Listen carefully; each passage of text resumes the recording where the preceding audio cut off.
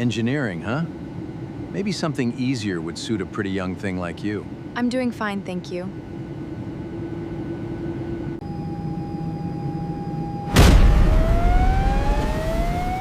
Grab your mask, strap yourselves in! What is happening to this plane?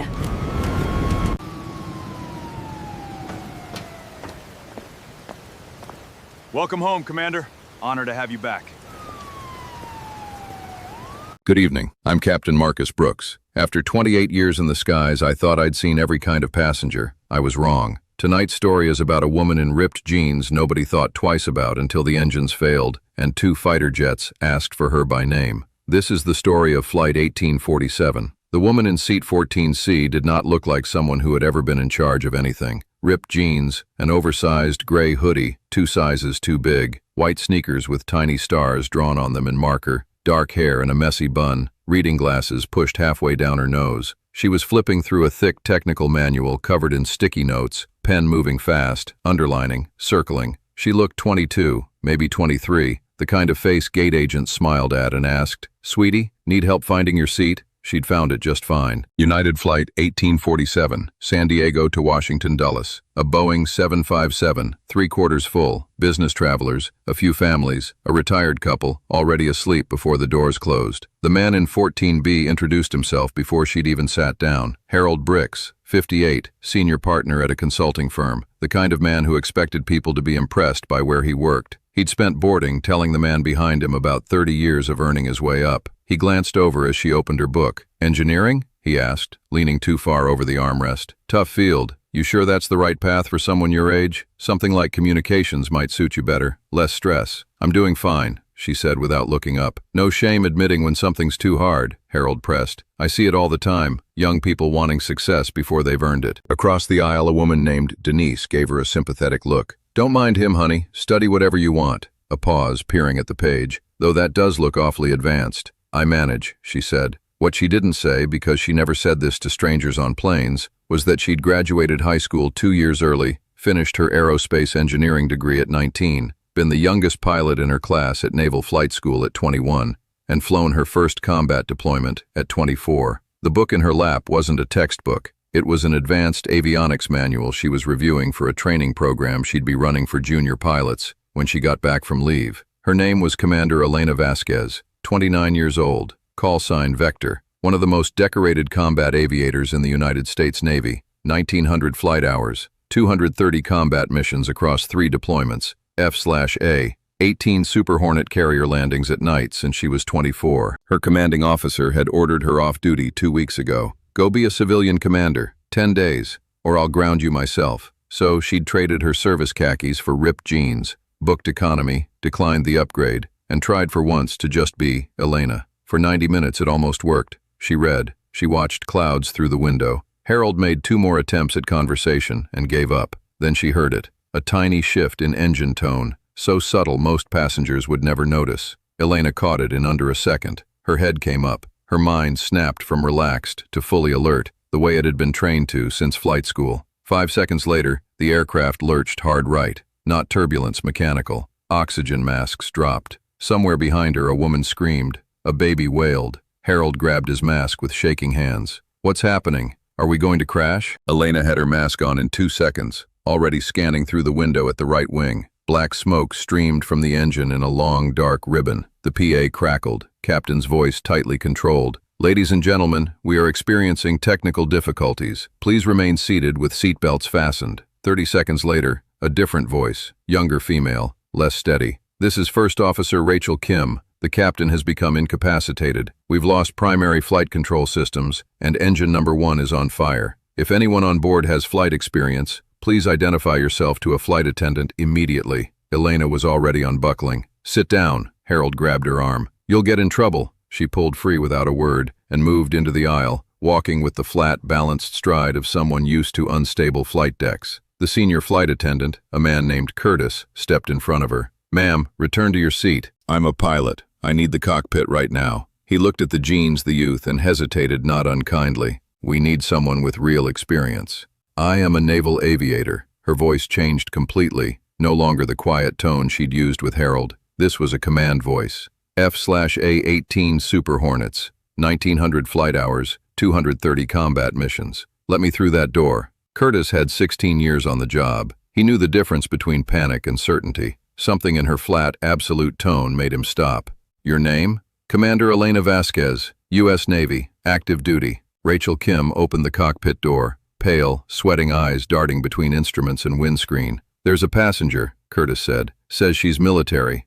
I don't have time for this, Rachel said. Elena put a hand flat on the door frame. First Officer Kim, Commander Elena Vasquez, U.S. Navy. I fly F-18s off carrier decks. You have an engine fire, degraded flight controls, and an incapacitated captain. You're about 5 minutes from losing this aircraft. I'm not here to take over. I'm here to help you save it. Rachel stared. You can't be older than 25. I'm 29, and that's irrelevant right now. Let me in. The aircraft rolled sharply. Rachel grabbed the frame to stay upright and made her decision. Get in here. Elena's training took over the instant the door shut. One long, fast sweep of the panel. What took most people 30 seconds, took her 3. Warning lights everywhere. Engine 1 fire active. Hydraulic pressure dropping. Primary flight controls degraded. How long's the fire been burning? 3 minutes. Fire suppression didn't work. We shut it down completely before it takes part of the airframe with it. Then we stabilize single engine and get this thing on the ground.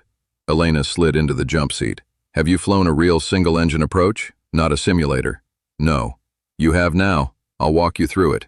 She keyed the radio. Mayday, mayday, mayday. United 1847 Boeing 757 declaring an emergency. Active engine fire, flight control degradation, pilot incapacitated. Requesting immediate vectors to nearest suitable airfield. Denver Center came back fast. United 1847, nearest field is Denver International bearing 270.94 miles. Are you able to maintain altitude? Negative, losing 800 feet per minute. We need your longest runway, direct priority handling. Turn left heading 270, cleared direct Denver. Runway 34 left, 16,000 feet. Emergency services being notified. Elena set the radio down. Fire shut down first. Run the checklist, but there are steps not on your standard card. I'll give them to you when we get there. Don't skip anything.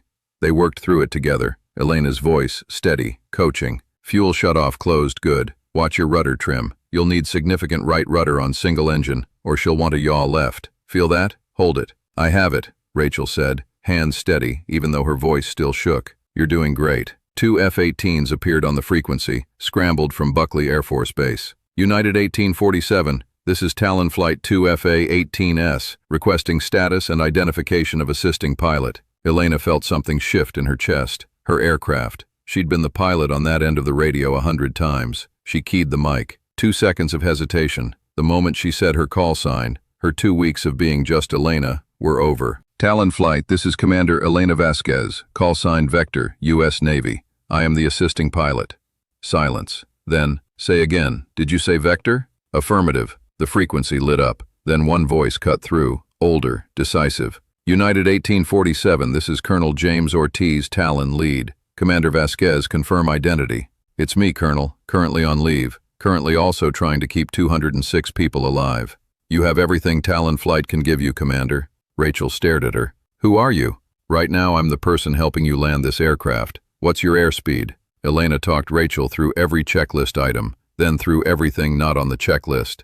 Lessons from bad weather traps over open ocean from 2 prior emergencies with major control surface failures. 22,000 feet looking good. 15,000. Your approach speed needs an extra 10 knots for the degraded controls. 10,000. Flap slowly. Feel how she responds before adding more. Rachel was good, genuinely good. Disciplined flying on nerve and instinct, following every instruction precisely. 4,000 feet. Gear down. Gear down. 3 green. Final flaps. 155 knots. Runway in sight. Runway in sight. 2 F-18s rode alongside the crippled 757 like an honor escort. The runway lights of Denver growing larger, brighter. Every frequency below had been cleared. The entire infrastructure of Denver International was focused on this single approach. 500 feet. Ease back on the throttle. 200. Flare is coming. 100. Flare now. Easy. The main gear touched down with a firm, solid thump. Both wheels together. The best kind of landing a pilot can make under normal conditions. Under these conditions, it was extraordinary. Fire trucks streamed alongside in 2 long lines, lights flashing red and white. The aircraft slowed and came to a stop with 4,000 feet of runway still ahead. Rachel put her head down on the control column and cried,